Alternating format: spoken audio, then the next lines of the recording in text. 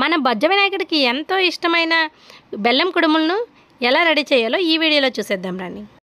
ముందుగా బాగా కడిగిన బియ్యాన్ని ఒక 4 గంటల పాటు నానబెట్టుకొని ఇలా క్లాత్ పైన ఆరబెట్టుకోవాలి.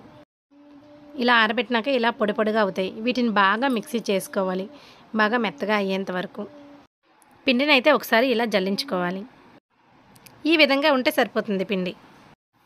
ముందుగా ఒక ప్యాన్లో 2 టేబుల్ స్పూన్ల నెయ్యిని తీసుకొని అందులో 1/4 కప్పు వరకు కొబ్బరిని వేసి లో ఫ్లేమ్లో బాగా వేయించుకోవాలి. 1 కప్పు బియ్య పిండికి 1 కప్పు బెల్లం అయితే పడుతుందండి. ఇక్కడ 1 కప్పు బెల్లం వేసి దీనిలో 1 కప్పు వాటర్ని కూడా యాడ్ చేసుకోవాలి. ఈ బెల్లం అంతా కరిగిన తర్వాత దీన్ని అయితే ఒకసారి వడకట్టుకోవాలి. ఇలా తెరులుతున్న బెల్లం వాటర్లో కొబ్బరిని అలాగే 1 కప్పు వరకు పిండిని యాడ్ చేసేయాలి. నేను వీడియోలో చూపించే విధంగా వచ్చేంత వరకు ఒక 5 నిమిషాల పాటు బాగా ఉడికించుకోవాలి.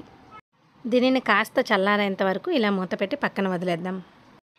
ఇప్పుడు కొంచెం నెయ్యిని మళ్ళీ చేతికి అప్లై చేసుకుంటూ ముద్ద సాఫ్ట్గా అయ్యేంత వరకు కొంచెం కలుపుకోవాలి. ఇప్పుడు వీటిని అయితే 5 రకాల కుడుముల్లా మనకు నచ్చిన షేప్లో చేసుకోవచ్చు. నేనైతే ఇక్కడ 5 రకాలుగా చేసి పెట్టుకున్నాను. ఇప్పుడైతే వీటిని ఒక 10 నిమిషాల పాటు ఆవిరిపైన ఉడికించుకోవాలి.